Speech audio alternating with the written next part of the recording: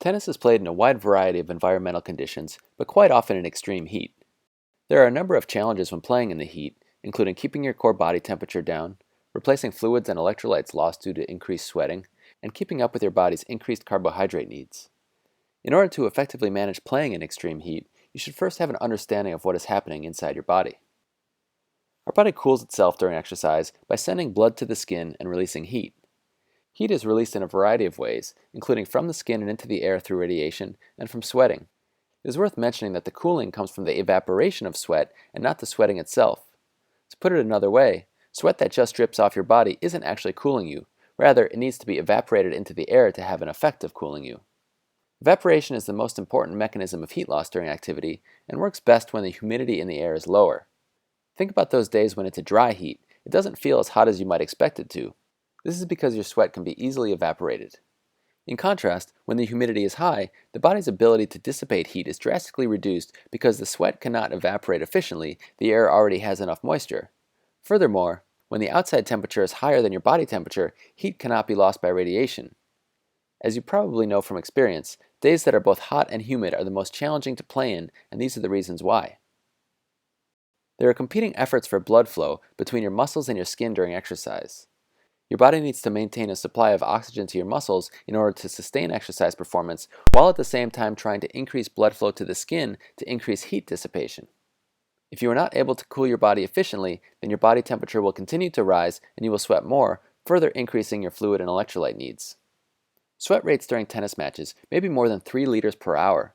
At the same time, there is a limit of a little over 1 liter per hour of fluid that can be emptied from your stomach.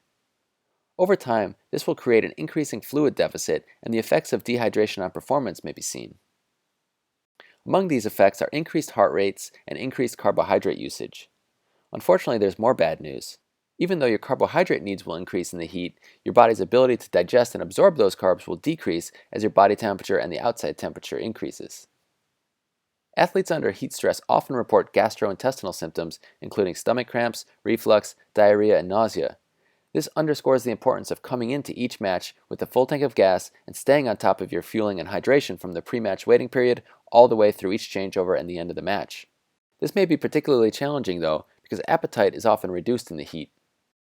Luckily, the human body is very smart, and a number of adaptations to exercising in the heat take place within the first 12 to 14 days of heat exposure.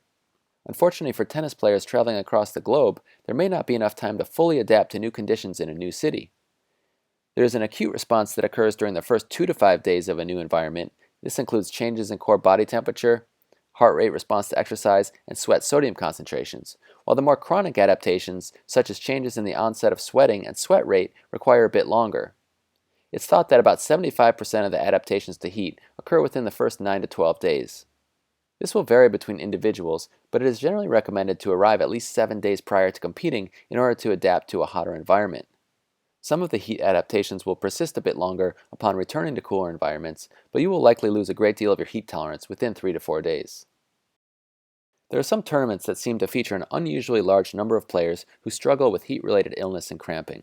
The heat has even affected extremely fit guys like Andy Murray and Rafael Nadal at times.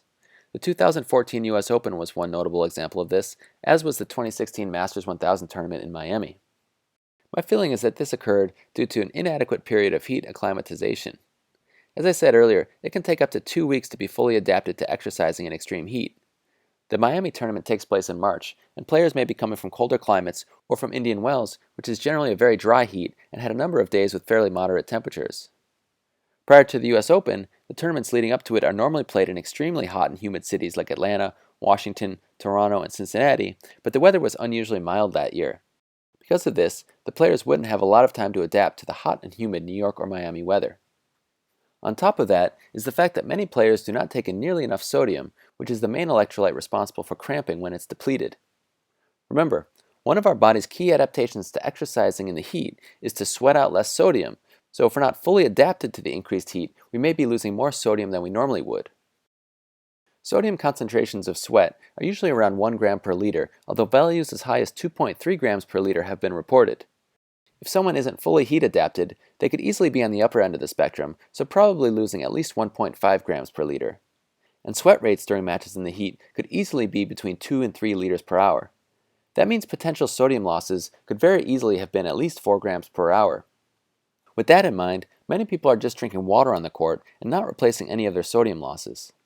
Other people may be drinking Gatorade, but even then, they're probably only getting about 300 milligrams of sodium per hour, depending of course on how much they're drinking. Salting your food liberally is healthy for athletes who are sweating a lot, but choosing the right sports drink, or at least adding salt to a sports drink, can have a big impact on physical performance. Add that up over a 3-hour match, plus the pre-match warm-up, and that is a serious deficit. Furthermore, when you consider the practice sessions the preceding days, the players were almost certainly going into a match with depleted sodium and reduced blood volume, which makes sweating less efficient and your heart work harder. But playing in the heat is a part of tennis, so let's look at some important steps you can take in order to play your best. Something that I talk about a lot is the importance of adequate fluid, electrolyte, and carbohydrate intake.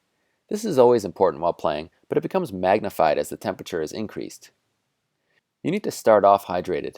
Athletes begin playing in a dehydrated state far too often. Be sure to drink enough fluids and add salt liberally to your food. Then of course you want to stay hydrated and fueled.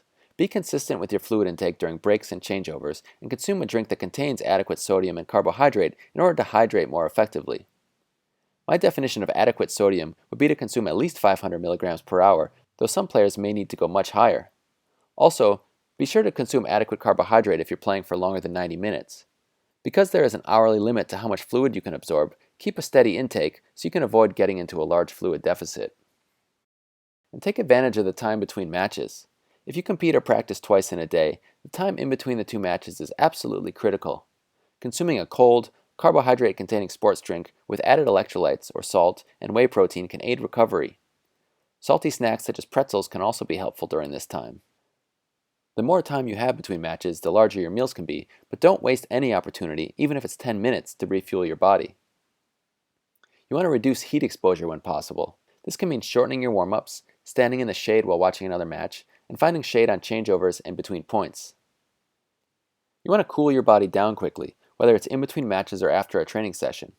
Consuming cold beverages, getting ice packs on your body, getting in an ice bath, or even the increasingly popular cryotherapy are all ways for you to lower your body temperature back down more quickly after exercise and speed up the recovery process. And finally, you want to build up slowly. If you are coming from cold weather into a hot environment, increase the duration and intensity of your workouts slowly. At the same time, taking additional breaks and emphasizing hydration will be helpful as you acclimate. So to summarize, heat dissipation becomes a greater challenge when the air is warmer than your body temperature and when humidity is high. Acclimatization to hot weather occurs, but can take up to 2 weeks. The importance of adequate fluid, electrolyte, and carbohydrate intake on court gets magnified when the temperature increases. Make an extra effort to refuel in between multiple matches or practices that you have on the same day or even back-to-back days. And cooling down your body after exercise becomes more important when playing in hot weather. Thank you all for listening. I hope you enjoyed this video and learned something that you can apply.